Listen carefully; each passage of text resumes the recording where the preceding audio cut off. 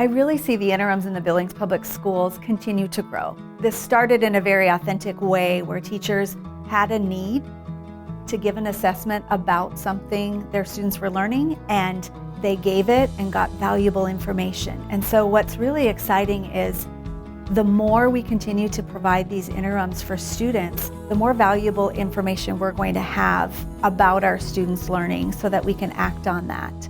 You can give the assessment in 20 minutes, take the kids out to recess, come back, and immediately review what you've covered. And so you've got an opportunity right there to address the very things, immediate feedback, which is essential in teaching. The way that we used the results from our interims was that any of those critical areas that we felt that needed to be addressed more, we scheduled those into kind of mini lessons the following weeks. And so we were diligent during our PLC, or professional learning communities, to use some of that time to plan so that areas that maybe we had already covered and thought that was already known by our students maybe needed readdressing.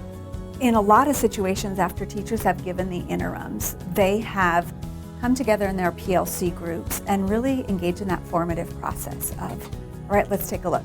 What is it our kids know and don't yet know? And I think then our teachers are really doing something about it collaboratively.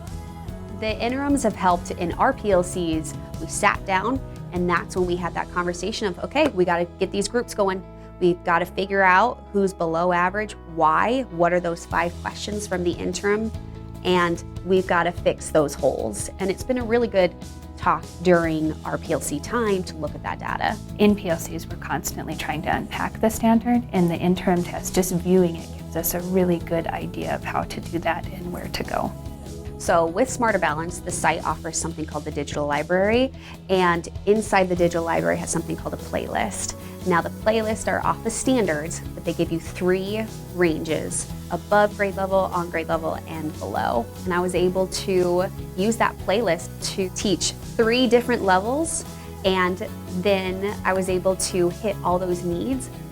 So our district is really diving into the PLC process, and a key component is, what do kids know?